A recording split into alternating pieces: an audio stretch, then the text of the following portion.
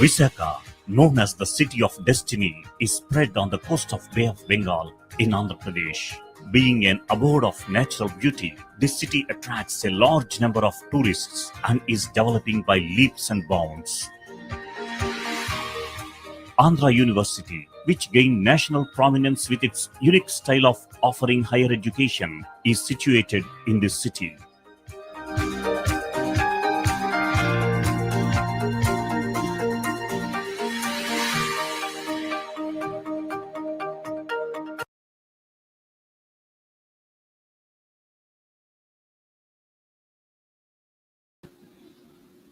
Hello everyone, good evening everyone. It's happy to see you all in this Sunday evening. Welcome you all to the new episode of Gita, and I'm privileged to say you that we have three distinguished speakers today, and I hope this session will be really useful to all of you people. So please share the link with other students as well, and please be get benefited with this session.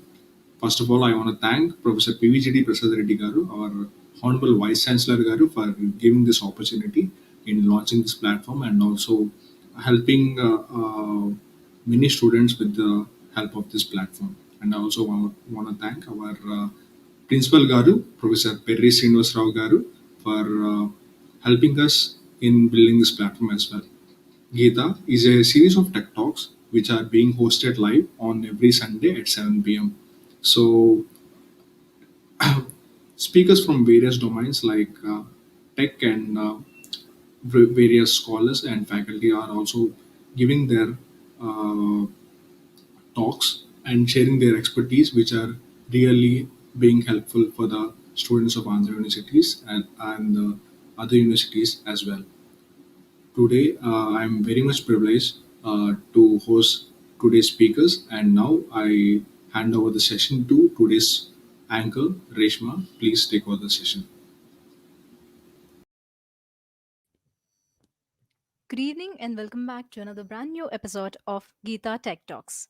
Today, we have along with me three remnant speakers who are going to share their thoughts on today's topic. And I take this opportunity and thank Vinil for giving me this great opportunity to talk about the speakers as well as Professor Mallikarjun Rao Garu. I would like to introduce today's speakers, Dave Moyer. Dave Moyer is the Public Affairs Officer at the US Consulate in Hyderabad. He joined the US State Department in 2003 and his overseas assignments include Mexico, Vietnam, South Korea, and Cyprus. In Washington, D.C., he served as Deputy Director in the UN Political Affairs Office. David recently concluded a Pearson Fellowship as a foreign policy advisor for Indiana Senator Todd Young. He has bachelor's degree in Japanese and international relations from Brigham Young University and an MBA from the George Washington University. His wife Audrey is also a foreign service officer and they have three sons. It's really nice to have David Oyer and also Senthil Kumar Tirupati. Senthil Kumar Tirupati's works at the Public Affairs section of the US Consulate General Hyderabad since April 2010. He handles programs, exchanges, English language office programs, and is also responsible for promoting higher education collaborations between US and India. Senthil's professional qualifications include a Master in Philosophy from the University of Hyderabad in History. He has an MA in History from Pondicherry University and a BA from Vivekananda College, Madurai. His areas of interest include education, sports, culture, music, and politics. Prior to his appointment at the consulate, Senthil worked for two different media organizations, namely the New Indian Express and You and I Weekly magazine. Senthil is from Madurai in Tamil Nadu, but had been living in Hyderabad since 1999. Senthil is married and lives with his wife Sasikala, daughter Keetna, and Father Thirupathi. We also have Dr. Monika Setia here with us, and I would like to talk about her. Dr. Monika Setia is working as Regional Officer, Hyderabad, with the United States India Education Foundation, the Fulbright Commission in India, where she manages two US State Department programs, Fulbright and Education USA. She has a work experience of more than 15 years in the education industry. After finishing a PhD degree from the Pennsylvania State University in United States, Monica completed her postgraduate fellowship from the Duquesne US Graduate Medical School, Singapore, and then worked as an assistant professor with Public Health Foundation of India for 5 years. Monica has strong passion for educational exchange and career development of individuals. She believes that exposure to high quality education, research, and professional systems, along with right mentoring and guidance on choice of suitable education and career pathways are essential for personal, academic, career, and leadership development of individuals. Having pursued her PhD degree from the United States and having studied and worked in the Indian education system, she is interested in utilizing her experience and skills to promote educational and scholarly exchange between India and the United States. We are so glad to have you three of you here, dear sirs and madam. And now I would like to give this opportunity and share the screen with David. David, over to you. Thanks, Reshma. It's great to be here this evening, and thanks to Andhra University for hosting us. I'm going to start my screen share, and I'm going to share some slides with you all.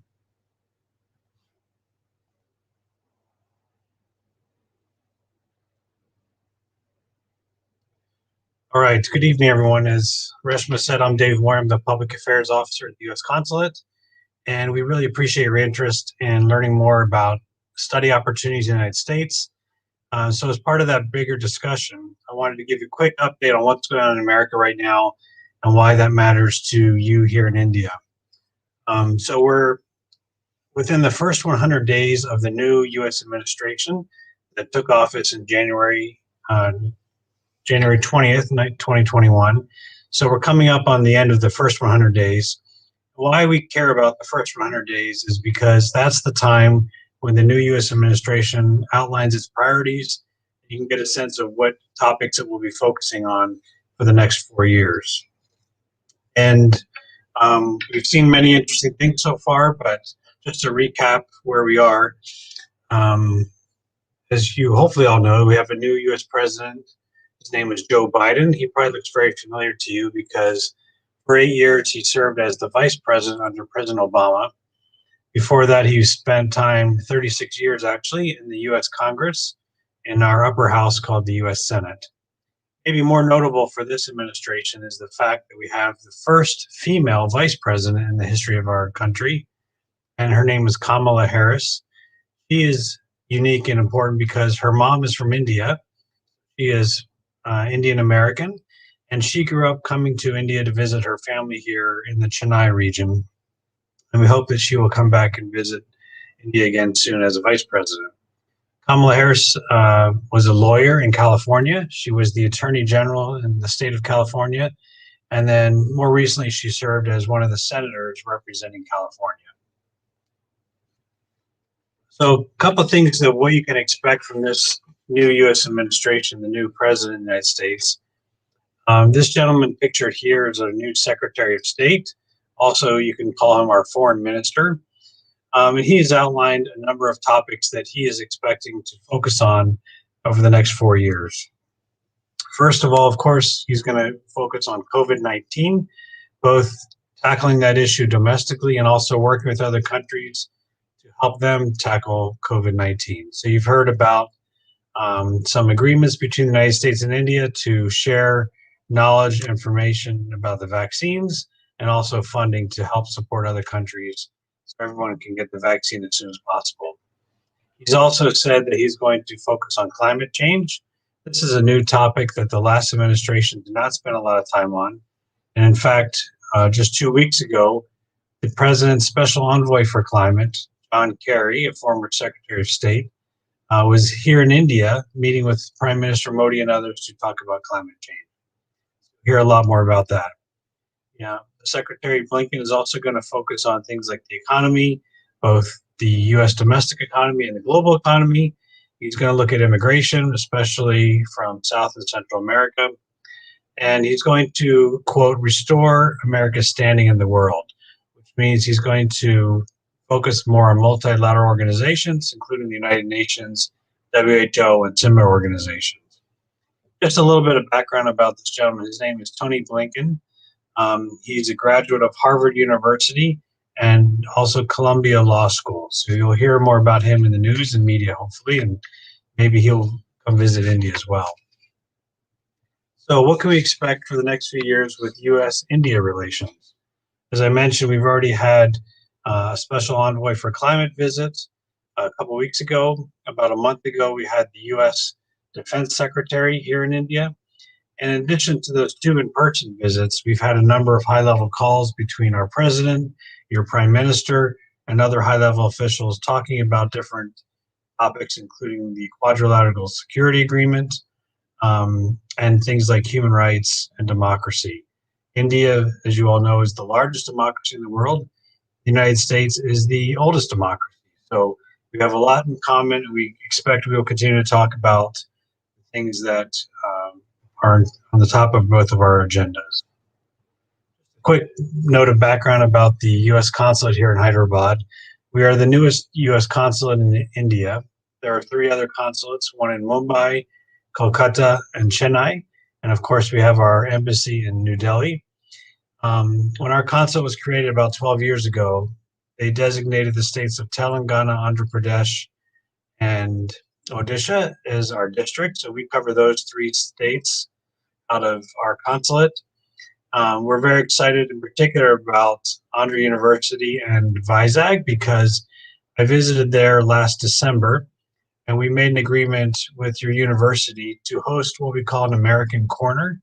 And that's going to be a special meeting and gathering place on your campus that will be specifically to talk about topics relating to the United States, whether it's education, some of our policy topics, and we'll also host many U.S. speakers in that location. So we expect to be out there again in Vizag later this summer to cut the ribbon on the American Corner. And we invite all of you to attend that event and come to the American Corner and have great discussions about lots of different topics with us. Also, just a quick note about our district. We're currently operating our consulate out of a historic palace called the Paiga Palace here in Hyderabad. It's a beautiful historic building, but it's too small. So we've been building for the last few years a new consulate building in Hyderabad. It will be open about a year from now. It's a very large, beautiful building, and it will be a great, even better symbol of the importance the United States places on these 3 states in the district, primarily because of these people like you. Students are a very important focus for us. We get more students from these 3 states than any other part of the country traveling to the United States. We hope that you will continue that trend. Finally, a note about Indian Americans in the United States. As I mentioned, our vice president is an Indian American, and this picture shows many other Indian Americans that are playing important roles in the new U.S. administration. To point out one in particular, in the center top, we have the director of speech writing at the White House. This gentleman, Vinay Reddy, is responsible to write many of the things that our president will be saying. So if there's any question about the importance of Indian Americans in our government and society, look no further than this slide to see some of the important roles that Indian Americans are playing in our country. There are about 4 million Indian Americans, and I think that if you travel to the United States and you're a student there, you will feel very comfortable as an Indian visitor in our country. And I hope that you will find many cultural and other similarities, and look forward to seeing you and welcoming you to my country. With that, I will stop and I will pass the baton over to my colleague Monika for some additional discussion.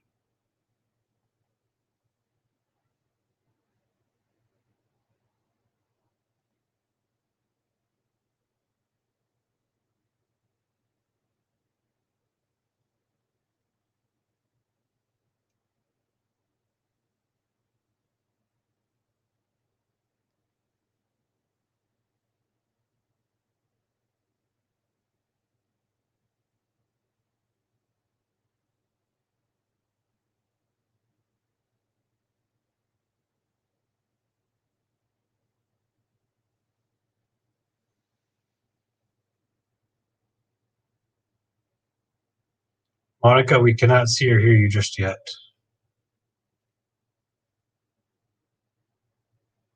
Reshma, I think you need to maybe bring her from the back to the front.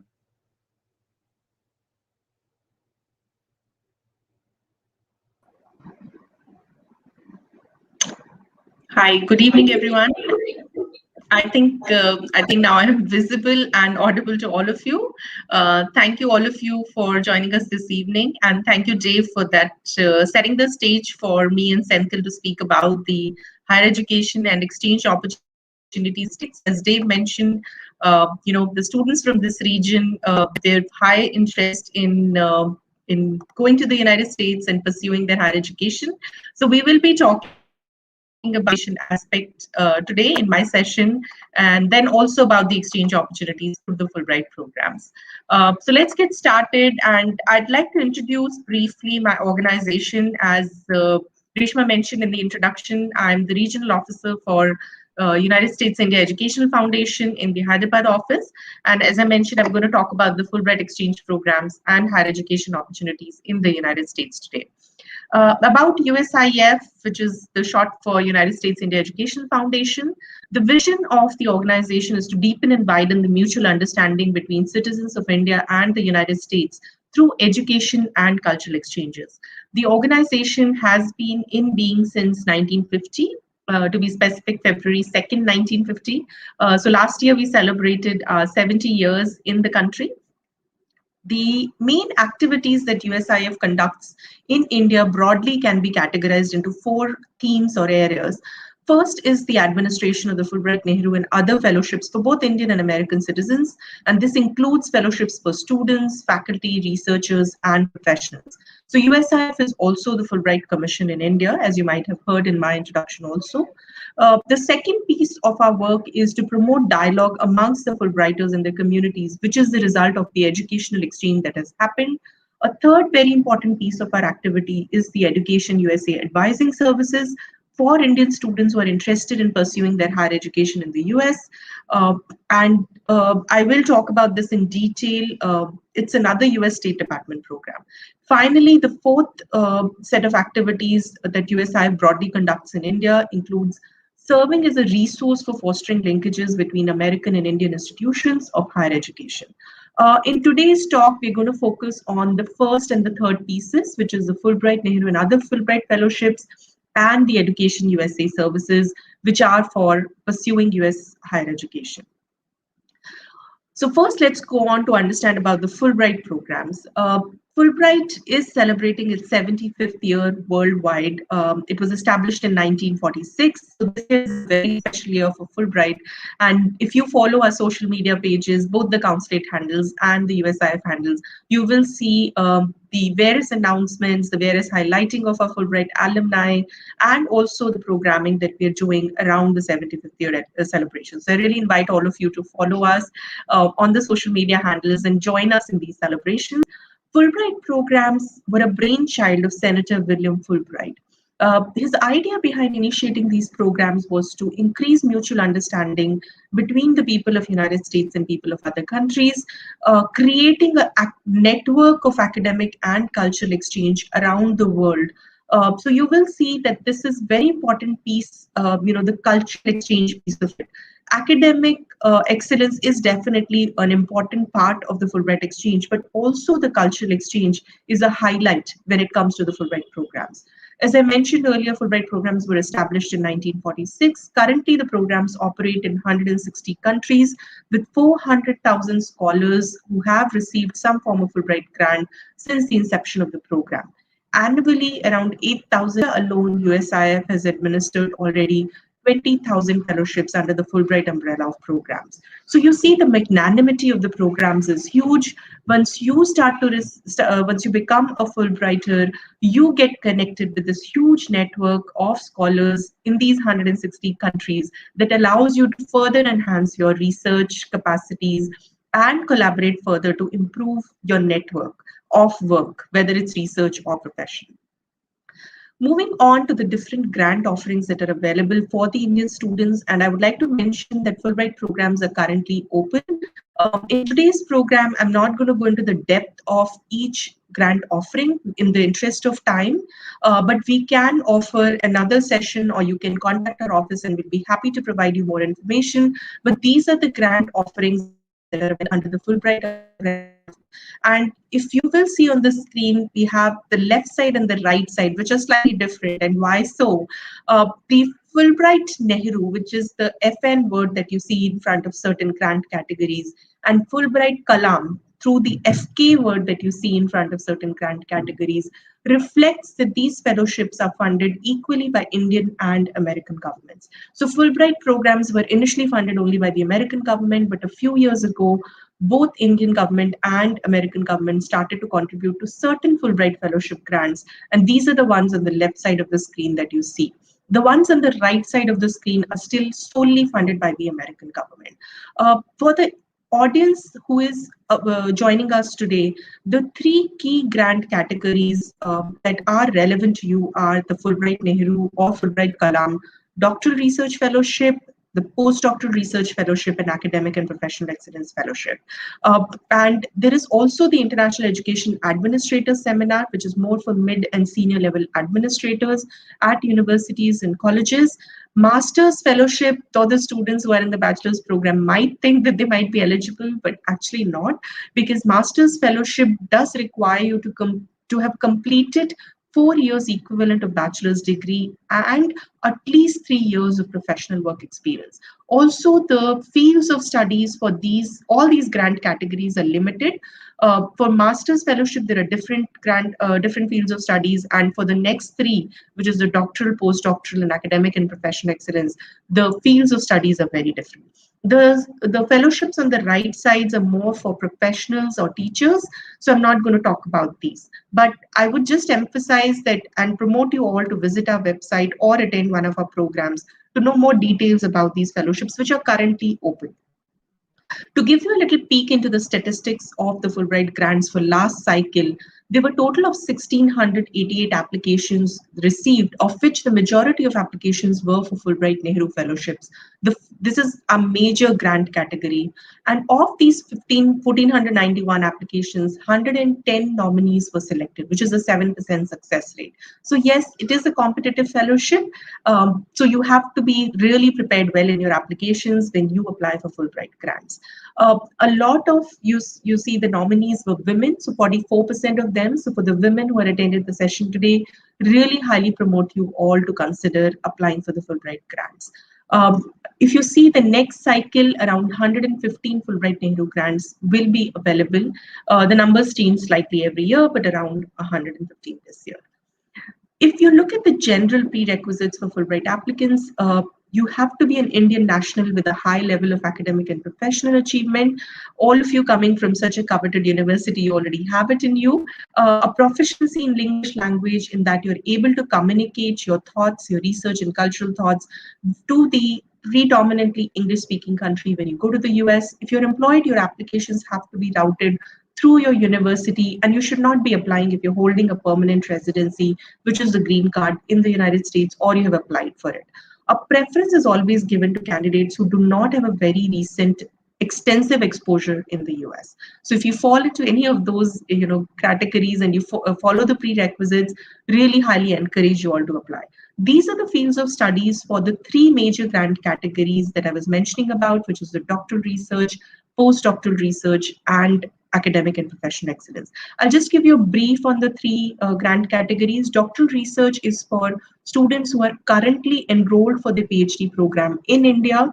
So if you are at Andhra University, you're enrolled for your PhD program, then do consider applying, because if you see the fields of studies, a lot of these fields of study like bioengineering, computer science, material sciences, mathematical sciences, neurosciences, they all relate a lot to the fields of engineering. Also, if your research in some way is related to an area which is listed on the screen, you are eligible to apply. If you're working, suppose, on energy studies, and you read about the Fulbright Kalam is a fellowship which is solely dedicated to the field of climate. So if you are working in any of these fields, really encourage all of you to apply. Postdoctoral research fellowship for someone who has already completed or is about to complete their PhD, and academic and professional excellence for more senior scholars who already have a PhD and have been working for at least 5 years. As I said, please do attend one Excuse of me, our madam. detailed information sessions to know more about these Excuse programs. me, madam. Yes. Could you please change the slides to the current topic? It's stuck only in the first slide. No, I'm actually sharing. But I'm only not first sure slide why. is visible here. Only And put first it on slide is full visible? screen. Yes, ma'am. Okay. Put it on Is full it good screen, now? madam. Is it okay now? You could still put it in full screen, madam. Is it still on full screen? No. Could you share the slide so that it will be in full screen? It is in full screen. For me, it is. Mm. It's Oh, not. okay, madam, but it is okay. You carry on. Thank you. Okay. I'm actually showing it in full screen, so I'm really surprised that it's not. Let me just go off the stop sharing and then share again, and let's see if it works. Okay. Okay. Okay. Let's see if it works. Yeah. Let me just try to do that again. Share screen. Okay. Okay. Let's do the entire screen.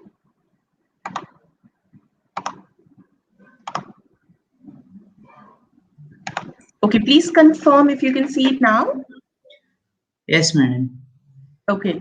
Okay, I'm really sorry about that. If it wasn't on full screen or if you were stuck on the first one.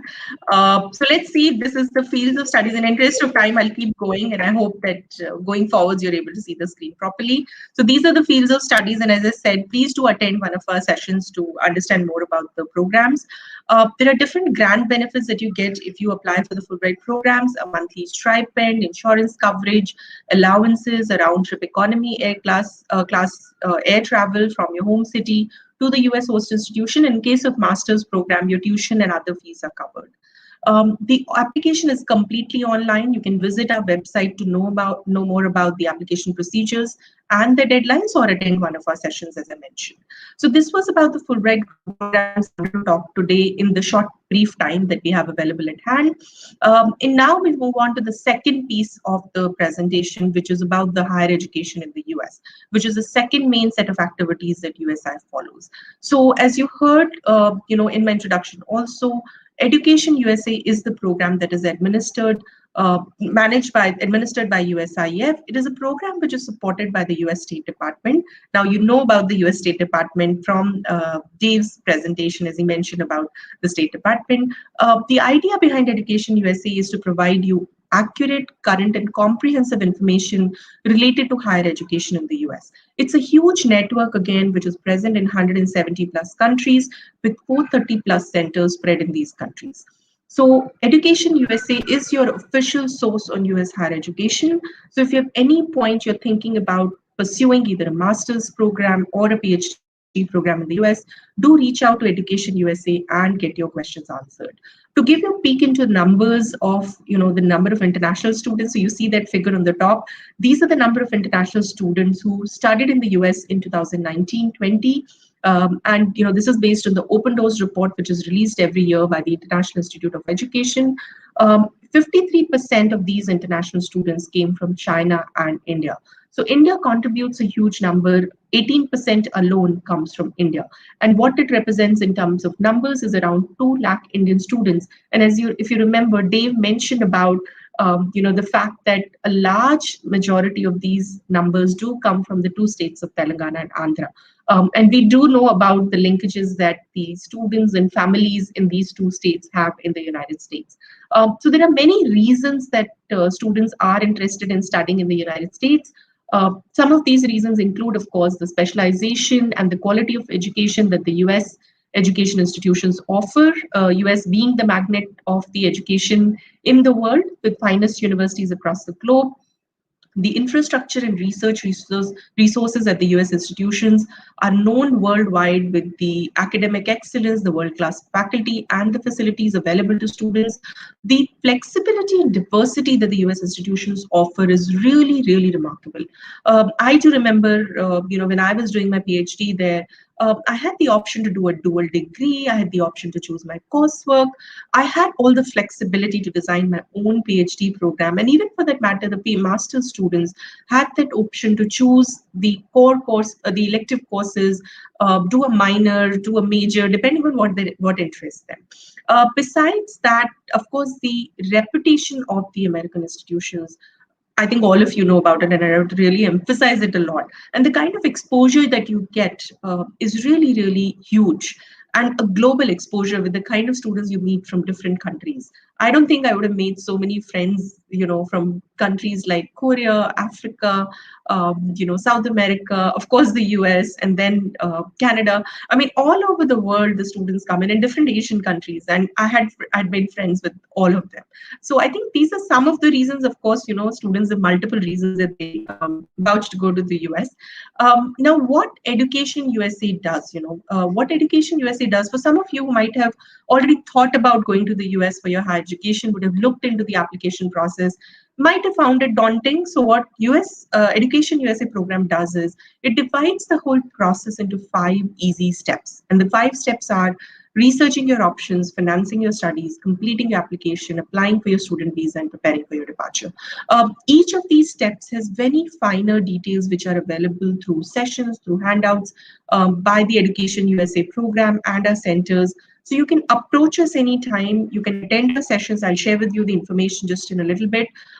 I just want to give you a highlight in terms of the programs of study. I know that majority of students who are joining us today are the undergrad or bachelor students, but there might be also the master's students. So for those, the kind of programs that you have available include pursuing a master's degree, which could be either academic, which includes a thesis, or a professional master's, which is generally shorter without the thesis requirement, a doctoral degree, which again could be like a de-engineering degree, or a PhD degree, which is very research focused, or even for that matter, an integrated master's and PhD. So these are some of the program options you have available after you finish your bachelor's or master's and you want to pursue your higher education in the US. There are different intakes in the US. Fall, which is the August, September is the major intake, but also there are spring intakes available which start the program in January. There are different deadlines, corresponding deadlines. I would not talk about these in detail, but I would highly suggest that all of you attend a program, or actually we will coordinate with your college and maybe organize a more in-depth talk on higher education, talking in detail about all of these 5 steps. I will just quickly take you through these 5 steps in interest of time, because Senthil also, is the next speaker, and he will be speaking about the other part, about the exchanges and the programs.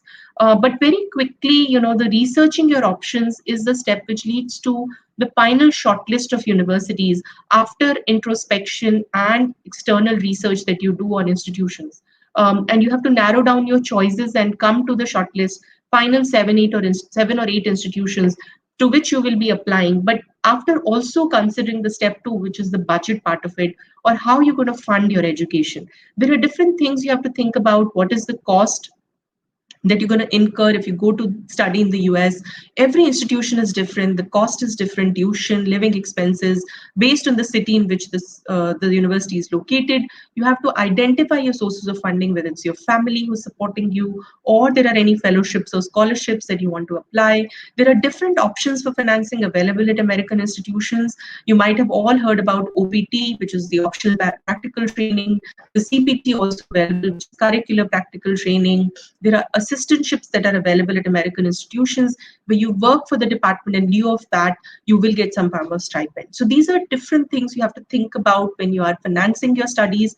And after you have a short list, you have to go start working on your applications, which is a step 3, which is by the deadline, you have to submit your applications. But before that, you have to give your test. All of you might have heard about the GRE test, the TOEFL, IELTS. There are different kinds of tests that you might have to give, but please take note that due to COVID situation, many US institutions have foregone or made the test optional. So which means is that you're not required to take the GRE test. English proficiency is very much required in one form or the other. There are other pieces of the applications that you have to put together by a certain timeline. So this is, kind of a timeline that we prepare. So start as early as summer. So if you are in your 3rd year, that's a very good time to start working on your application. For master's students, start thinking about your PhD applications in the 1st year itself, because there is a long planning phase which has to be followed to be able to apply by deadlines which are generally by October, November, or December. If you want to be considered for funding, you have to apply by October or November maximum. And by January, most of the applications are closed. There are different pieces of application that you have to put together. As I was mentioning earlier about some of these, an online application form, you have to put together your transcripts that your university will make you available, will provide you. You have to administer some tests, you have to take letters of recommendations, write statement of purpose, put together your financial documents, a resume. If you're applying for PhD, maybe also a research group. So these are some of the components of the graduate application, which is the master's or PhD programs. I would not spend too much time on it. And as I said, we can do a separate session around it. Finally, if you get admitted, you receive something called an I-20 from the institution where you've accepted your application, and you have to apply for your visa, which is the step 4. I highly recommend, we do host visa sessions with the visa officers from the US Embassy and US Consulate. Do attend these sessions if you are at that stage, and deeply know about the right process to apply for the visas, take your appointments, and then how do you appear for the interviews. So do, be in touch with us, and you can know about these visa sessions when we're hosting them. The final step is before your departure, you have to get organized, put together all your documentation, arrange for your accommodation in the US, make your travel arrangements. What we suggest is, again, attend the pre-departure orientations. These are completely online right now. We do offer these pre-departure orientation programs where you can attend sessions to know more about what you need to know before you depart for the US, whether it's the cultural piece of the new country where you're going, or the research, protocols, or how to register for your courses, what you should be aware of before you leave for the US, how to arrange for your accommodation, many things. So these are all the steps, 5 steps that you need to know, follow them, to be able to successfully get into a program of study in the US. There are different ways you should be connecting with Education USA to facilitate and make this process easier for yourself. We offer many services. You can sign up to receive information from our end. What we can do is we can share this information with the organizing body, and they can share it with all of you. We do offer a lot of programs virtually nowadays. So go and find out our calendar, which is available on USI website. We do have a national toll-free number. Our advisors are available who are well trained by the US State Department, our Education USA advisors. You can contact us and we'll be happy to help you. We are offering a lot of sessions virtually, so do attend these sessions virtually. These includes webinars, web chats, Facebook Live sessions, virtual fairs. We invite US universities to connect with the students, of course, virtual advising through different platforms, and we are on all social media platforms, Instagram, YouTube, Facebook, and Twitter. Connect with us on these platforms and know about these sessions that are being conducted. We have 8 centers across India. There are 2 in Hyderabad, which is your contact, because you fall, as Dave mentioned, you fall under the jurisdiction of the Hyderabad Council District. As I said, you can sign up to receive updates. Visit our website, Education USA or USIF. We do have an Education USA India app that you can download both from Android and your iPhones. The social media handles are mentioned here. This is a virtual calendar which I was mentioning about earlier, where you find list of all events that are being offered by our office. How do you connect with us? We do have 5 offices parallel to the embassies and the consulate, central office in Delhi, and then the 4 consulates and the 4 offices of USIF, which is Chennai, Kolkata, Mumbai, and Hyderabad. Our websites are mentioned at the bottom of the screen, and this is how you can reach our office. We are co-located within the US consulate in Hyderabad. These are our phone numbers and email IDs. You can contact us. My email ID is also mentioned, and also of my colleague who will help us both with the Fulbright and Education USA program. So contact with us, connect with us. Maybe we'll bring this screen up when we are doing the Q&A round. But thank you so much for attending, and I hope to listen from more from all of you, both regarding the Fulbright or the Education USA programs. So thank you so much, and I would like to hand it over back to Senthil now.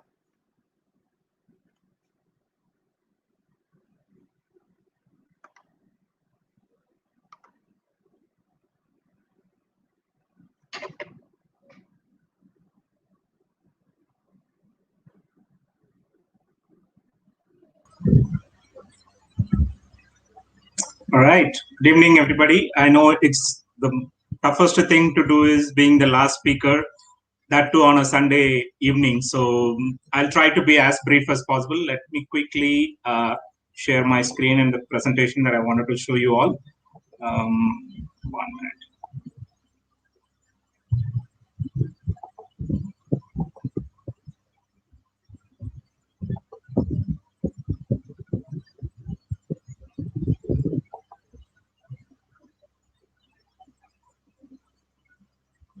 Can you see it? All right, so quickly I'll go through some of these slides you've already heard from Dave, and a few you have already heard from Monika also. Our point today is to kind of give you an overview of what all the US consulate does, so that you can always get in touch with us later on about a specific program around activity or something that might interest you. So first and foremost, why we are doing what we are doing, quickly, we work again to promote US-India relations. Just put up this statement, which is from our State Department's website. The US and India share a very many things. There is a shared commitment for freedom, democratic principles, equal treatment to all citizens, and human rights and the rule of law. And we also share some interests in promoting global security, all that. And we also want to, the US government wants to work with India on helping India to play its key role in the Indo-Pacific region, which is fast emerging as one of the key regions in terms of economic potential. And of course, as Monika has mentioned and Dave has mentioned, we also, India and US share a very strong and robust people-to-people ties. Could you please enable full screen mode, sir? Full screen mode, I did that. Can Please you now click see it? on slideshow. Click on slideshow. Yeah, can you see it now? No, sir. I did already. 1 minute, let me do it again. Okay, sir. Can you see it now?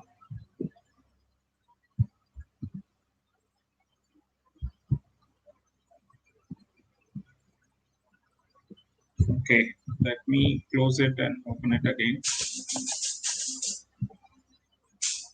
I'm sorry.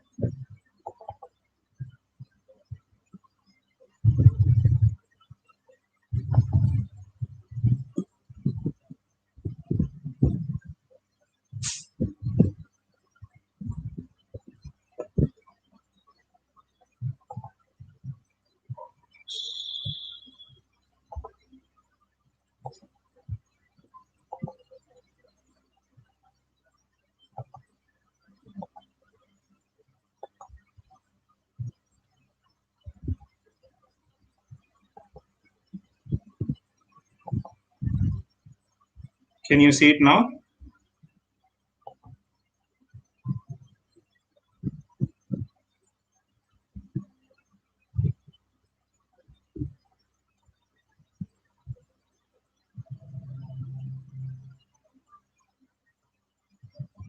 I have put it on full screen and I can see it on my full screen.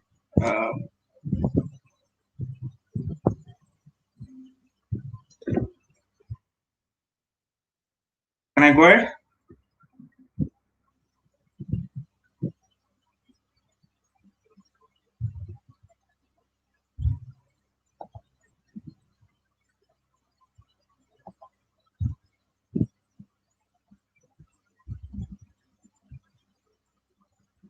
All right, so I'll go ahead and start, continue the things, and maybe we can figure this out as we go further. So, as Dave has mentioned, and Monika also briefly mentioned, we have our offices in these places. We have 4 consulates, and our embassy is located in Delhi. And the consulate in Hyderabad, as Dave has mentioned, was started in 2008. The flag raising was done in 2008. And the consulate in Hyderabad covers 3 states. That's Telangana, Andhra Pradesh, and Odisha. And today I'm going to focus more on the public affairs section and the public diplomacy section's work, especially for students. And that's the most relevant part for you all today. So the public diplomacy section works, as I briefly mentioned, in strengthening people-to-people ties. Expanding and strengthening the relationship between the people of both the countries is what we do, and we do also help promote US foreign policy goals and objectives in helping Indians inform the better way. And how do we do this? We do it in two ways majorly. One is what we call it as through programs. We organize a lot of programs. One of them is a program called US Speaker Program, wherein which we bring experts from US who then we take them around to different areas to talk to students and faculties, etc. Say, for example, things like gender-based violence, entrepreneurship, human trafficking, defense cooperation, regional security, environment, and art and culture. Now, these are round the year we do, and anytime when we see a good potential for somebody to be brought to Visakhapatnam or to Vijayawada or to any other part of our 3 states, we take them, we contact them, we do these kind of programs. And then the other one is exchanges, as Monika briefly mentioned, like a Fulbright exchange program. The public affairs section also manages quite a few exchange programs, and you'll find some of the key programs that I have listed here. The first one is an international visitor leadership program, which is our flagship program, wherein which we take about 100 people on this program every year from India to the US. This is a 3-week program, and we select people from all walks of life across professionals who are working in diverse fields. The second program is Study of United States Institutes. We have 3 categories. One is for scholars. When I say scholars, it's open for research scholars as well as faculties, and then educators, school educators, curriculum developers, etc. And then there are also students. We have the third category. Now, in each of these categories, there are different schools, say, for example, political thought, US foreign policy, religious pluralism, and all those things. And what I'm going to do is in the next slide, you'll find the link for the exchanges website, so you can go and browse and understand what each program. So today I'm going to use this presentation and this session to just give you roughly some of these programs so that you can browse and understand that. The next one is Fortune Women's Mentorship Program. This is basically a program wherein which we help young women entrepreneurs shadow some of the US successful business leaders, so that they can understand how they are handling the business, how they are managing the problems, etc. Then the next program is Global Undergraduate Exchange Program. This is a 1-semester program, and we work with educational institutions. We ask them to nominate candidates. We then select them.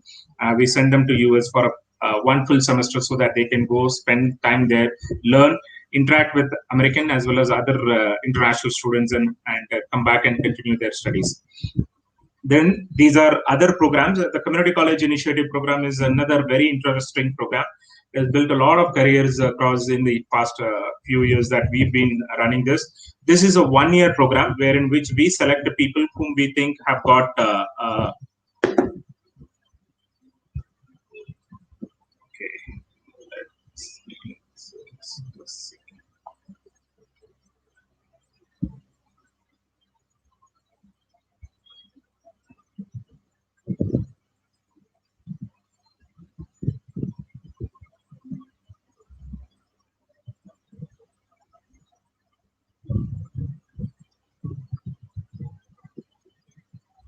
let me quickly move this.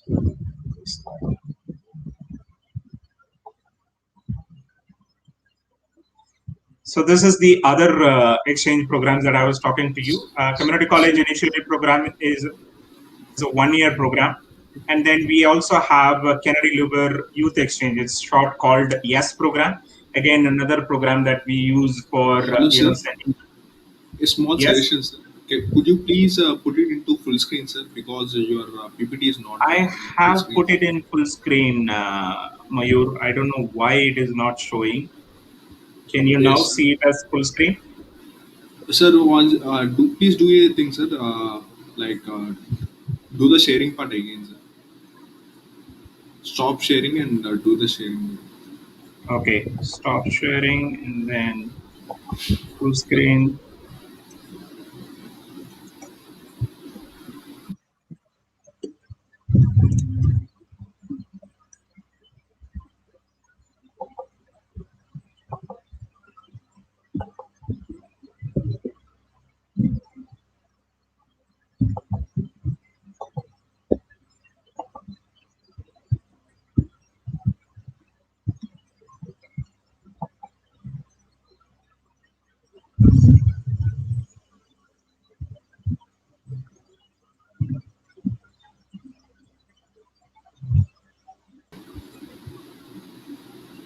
Sir, did you share it, sir?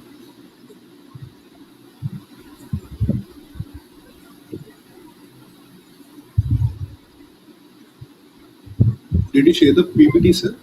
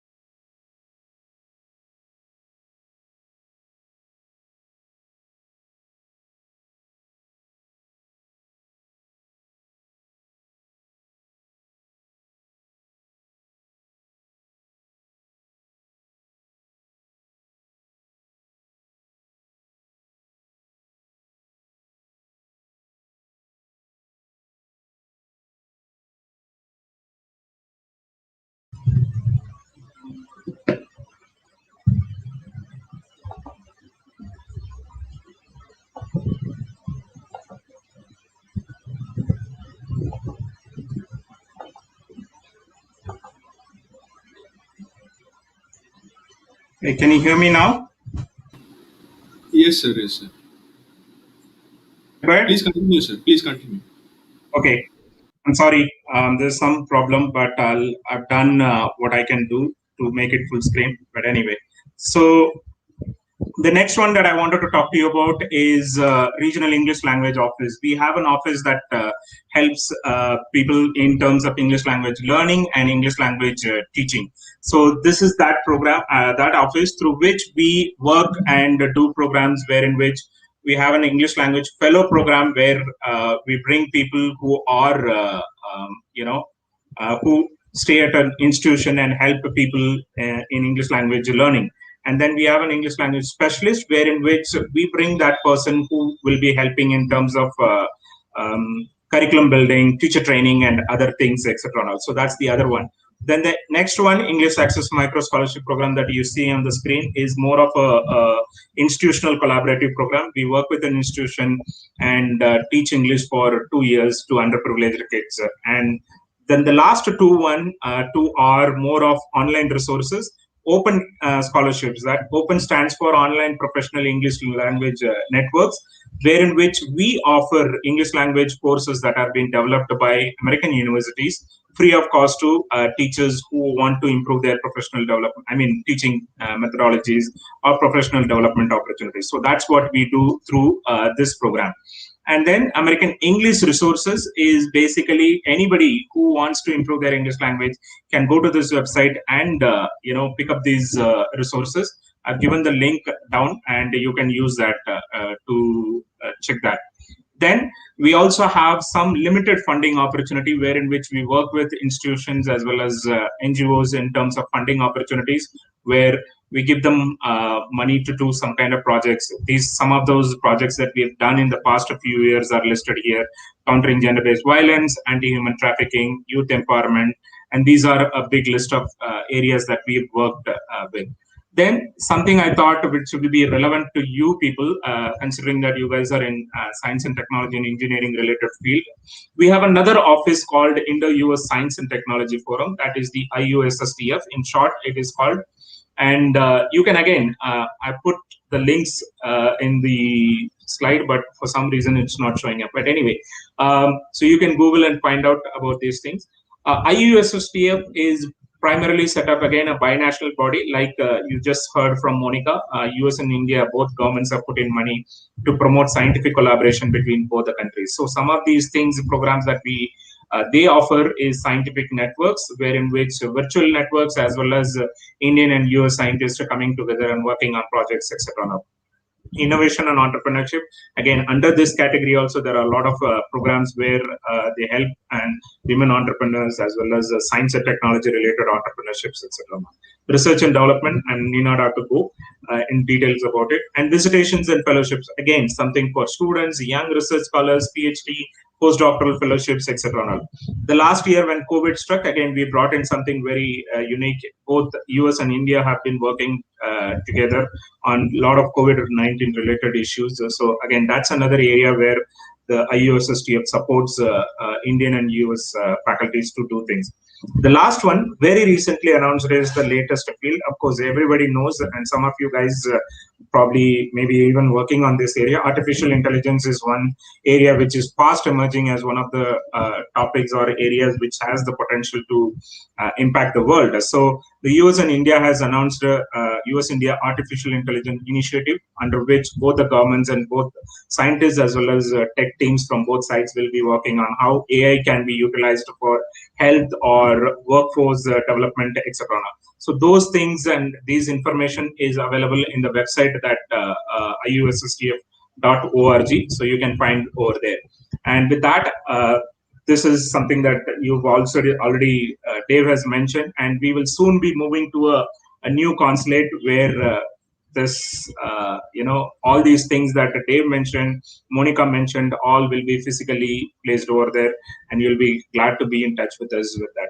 With that, I'll stop and happy to entertain any questions that you may have. Thank you.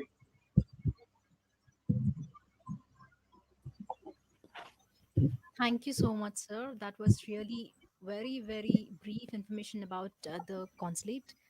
And we look forward for the questions ahead we have from the viewers.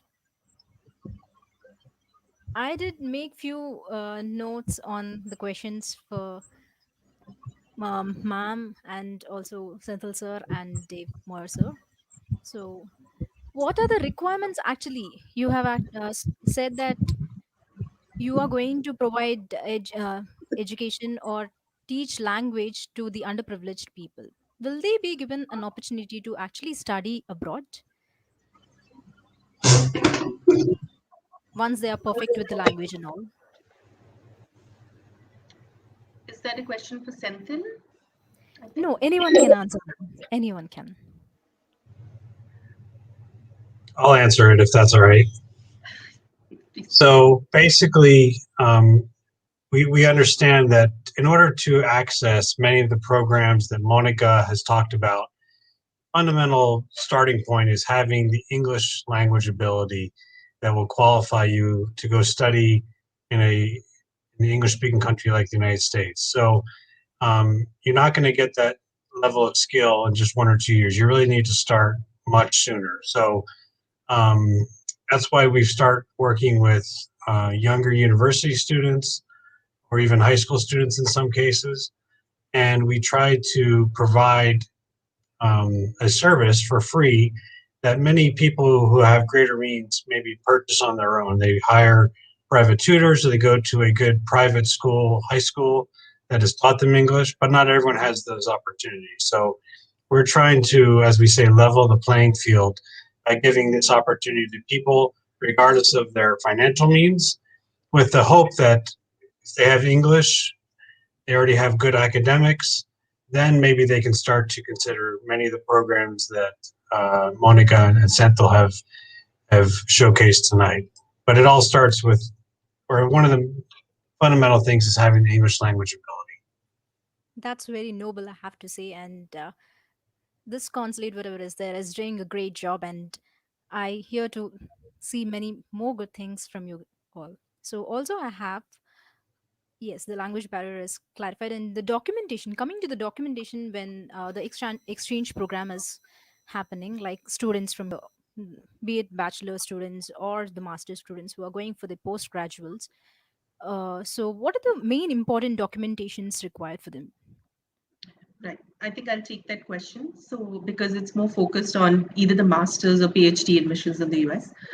So, I think it was on one of my slides, but I didn't spend too much time on it. One is, of course, is an online application that students have to fill out. The documents which have to go along with it include a transcript, which is basically your mark sheets from the 4 years of your study. If you're doing your master's and applying for PhD, then it will be bachelor's plus master's. Mark sheets, which in a certain format, and it's called a transcript. And we will be happy to help the students if they need to know this format. But generally, universities are aware of the transcript format. So, transcript is one of the documents. Then you need to take letters of recommendations from your professors. Generally, three letters of recommendations are required. You have to write a statement of purpose, which is like a personal statement where you highlight to the department or the university why they should choose you into that program and what are the extra skill set that you come with. Your resume is your another document which is required. Along with that, the test scores, so if you are considering a GRE test or you're giving an English proficiency test, then those test scores have to be sent to the institution. They have to be directly sent from the organization that is administering the test. GRE and TOEFL, for example, are administered by ETS. IELTS is administered by British Council. So depending on whatever test you're giving, they are to be administered. And then it could be that the institution requires additional documents, like a research proof if you're applying for a PhD program, which could be a thesis from your a project proposal or a project statement from your bachelor's program or a thesis from your master's program. So these are the general documents. There could be some additional documents that could be required by institution, but these are the general documents that are required by US institutions for a master's or PhD program application. Okay, thank you so much, Thank you Monika. so much. That was really very clear enough. So also I have this very tiny question, like, can they work while studying if at all they get a good seat, and if at all they achieve a good college in US? Can they do this part-time jobs? Is it very much needed? Like, could you please brief it out? Very good question, in fact. So, US, when students are going to study in the US, they go on a visa, right? The most common visa that they go on is the F1 visa. On an F1 visa, a student is not allowed to work off campus and not allowed to work more than 20 hours per week. Okay, so you're allowed to work only on the campus or where you're pursuing your higher education, and that comes through a university employment in form of an assistantship, but that to no more than 20 hours per week if your program is in session. However, you have other options for work, as I also mentioned in my presentation, which is the OPT, very common program which is pursued by many Indian students, in fact, when they are completing their program of study there. It's called optional practical training, which is a training opportunity available in the field of study in which you have pursued your program there. Either it could be master's or PhD program. And then you can go for off-campus work, but it's a paid work, but you have to take all due permission, complete all your documentation before you go for your OPT. You contact somebody called a designated school official at the university campus where you're pursuing your program of study, and they will help you out in getting the permissions from the US Immigration Services to get you into the system. You need to get all the documents done and get a permission from USCIS before you get onto your OPT. Similarly, there's something called a curricular practical training, which you can actually pursue during your program of study. Again, it could be off campus, but only after due permission from the university officials and the immigration authorities in the field of study in which you're pursuing. Optional practical training generally kicks in after you finish your program, and curricular practical training during. Assistantship is another work option, which is on-campus work for up to 20 hours per week when your program is in session. So these are three major work options. Of course, beyond that, You could have scholarships, fellowships, which the US universities may make you available, but these don't have generally work requirements. That was very neat. Thank you. And yes, also coming to the most important thing, ma'am, what is the financial aid? As it is already told that it is scholarship based, who can actually win this or get this, are eligible for this scholarship? And what about the students who are not actually eligible to it? Is there any alternative? So there's nothing like ineligibility for a scholarship or a fellowship. Okay, so I didn't mention that number, but there are more than 4,700 institutions that exist in the US where students can consider applying for their master's or PhD program. So that's anyways a huge number we're talking about here in terms of the options for studies. And most of the US institutions have some form of support that they may provide to the students, but it all depends on students' academic credentials. So, your grades become very important. So, whatever you have done in your bachelor's program of study during all 3 years of programs of study, and when I say 3 years because during the fourth year, generally you'll be applying. So, the grades that you will be sending to the US institution will be for the first 3 years of your study. So, those grades become very important. If you have given the GRE, if that is required, or GMAT, if you are applying for an MBA program or a business related program, then you do an exam called GMAT. GRE or GMAT, your scores become very important, not only for the admission, but also for the financial support that the American institutions are available. So what we suggest, if you remember, I talked about the step one, which is researching your options, and the step two, which is the financials. They go hand in hand because when you are looking for institutions in the US, we highly suggest to the students that if you're looking for funding support, you do go and look up if the institution is providing you any kind of assistantship, fellowship, or a scholarship, that you are eligible as an international student. Many institutions do provide that, but it is a skill that you have to follow through in your research, in your exploration, that you identify those institutions and those programs that do offer that kind of a support and only shortlist those institutions. Okay, there is also funding opportunities which are available from outside the institutions. For example, there is a Tata Foundation in India, there are Mahindra Foundation in India. There are many such foundations in India that do provide funding support to Indian students to go pursue their higher education abroad. Finally, even the state governments for that matter. So Telangana and Andhra, both states have through the government availability of scholarships to study abroad, but only for certain minority communities. So if you fall into that one of the minority communities, and of course you have the credentials in terms of your grades, you prove yourself, then you can apply for. So there are many funding opportunities available. It's only up to you how you can explore. And of course, if you're stuck anywhere, as I mentioned, you can always contact our office and we'll be happy to help you. We do have certain websites, handouts available. We'll be happy to share, and our advisors can sit and talk to the students and inform them more about these options. Thank you so much for that. That was very, very detailed. And thank you for speaking to us this week, Sir Senthil Kumar, Sir David Moyer, and Ma'am Dr. Monika Setia. It was really splendid and also very much enlightening to all the students who actually are looking for the further studies in abroad and all. I this is really really very informative session for me, especially me being the fourth year final year graduate. Thank you so much. And now I would like to hand over the section to Vinil. Vinil, over to you.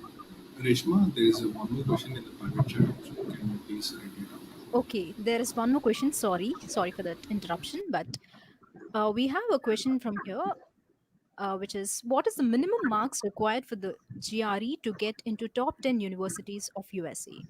Could you please? Uh, Yes, ma'am.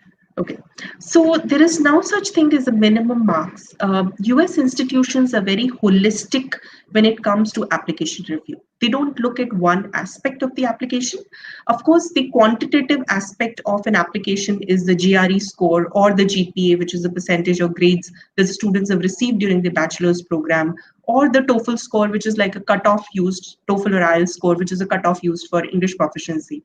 But besides that, if you remember, I talked about the different documents which are required for the applications, right? So there are these other qualitative pieces, which is your statement of purpose, your letters of recommendations, your resume, which all highlight the different things in your life that you have done during your bachelor's program, during your master's program, and showcase to the institution your whole profile, not just your grades or the numbers which show up in the GRE score. So there is no minimum marks that you can, point your finger on. Every institution, every application review committee is going to look at the whole profile of the student. However, if students want to know the average scores, that are maybe accepted at a certain institution or a certain department, what they should do is go to the particular department where they're applying. So suppose you're applying for a master's in computer science, right? Go to the computer science department webpage of the institution that you've shortlisted, and generally they would publish the last year or the last few years of average GRE cutoff scores, or the minimum and the maximum GRE scores that they accepted for the applications, and that would give them a fair idea about what is that range that they're looking at. However, I would still emphasize that US institutions are very holistic in their application review process, not looking at just one aspect, but everything that a student brings on the platform when it comes to the applications. Thank you so much, ma'am. I hope the viewer is clarified with this question and query. And thank you so much once again. And we look forward to have you again on this show to clarify many more doubts and to get a brief information about more programs as such. And now I would like to hand over the session to Vinil. Vinil, over to you.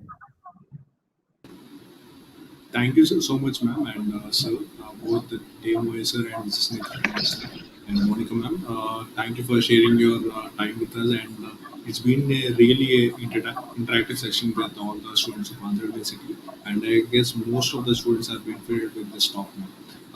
Thank you all for staying this long, and we'll see you in the other talk session where we could clarify more doubts about Fulbright program and other activities as well. So I hope students are really benefited from this talk show. Thank you. Thank you, sir. Thank you for having us. Thank you. Thank, Thank you. Thank you very much. Thank you. Bye, everyone. thank you all. Thank you all for staying this long on the Sunday. And it's been really an informative session. And I hope everyone is really benefited from this talk show. And I thank the speakers of today's session, Dr. Monika, Setia ma'am, and Senthil Kumar sir, and also Dave Moyer sir for sharing their expertise and also opportunities in going higher studies at USA and other countries. And I also thank my team and also thank Professor Monika General Garu for shaping this platform, and also thank Ramasudha ma'am, and also thank AU Computer Sir for shaping this platform and making this platform a huge success since 3 months. Thank you all for supporting us. Please put on your comments on the mail ID given below, so we can share your ideas and also suggestions, so that we can improve ourselves. Thank you all. Jai Hind. Vande Mataram.